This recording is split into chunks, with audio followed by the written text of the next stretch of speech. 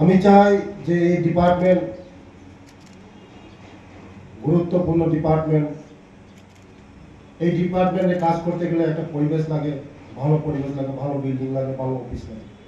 তার জন্যই অভিষেক চন্দ্রজি আমাকে বলেছে যে স্যার ऐसे करेगा ऐसे करेगा। আমি বলছি তরুণ सबसे अच्छा बिल्डिंग होना चाहिए, सबसे এই আগরতলা का सबसे সুন্দর বিল্ডিং होना चाहिए।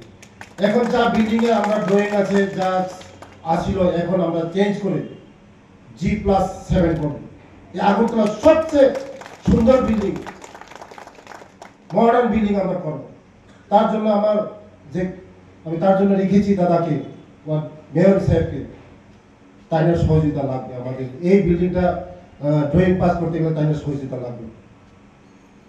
তার জন্য আমি দাদাকে ধন্যবাদ জানাই প্রথমে, এবং ধন্যবাদ জানাই আমাদের ওয়ার্ড কাউন্সিলর।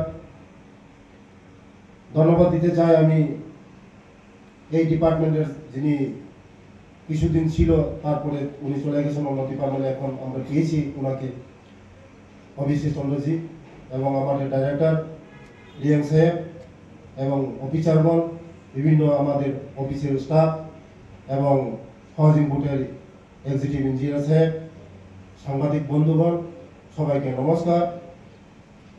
আজকে আমরা যে জায়গায় আমরা এই বিল্ডিংটা করতে যাচ্ছি, আগামী দিন আমাদের এই ডিপার্টমেন্ট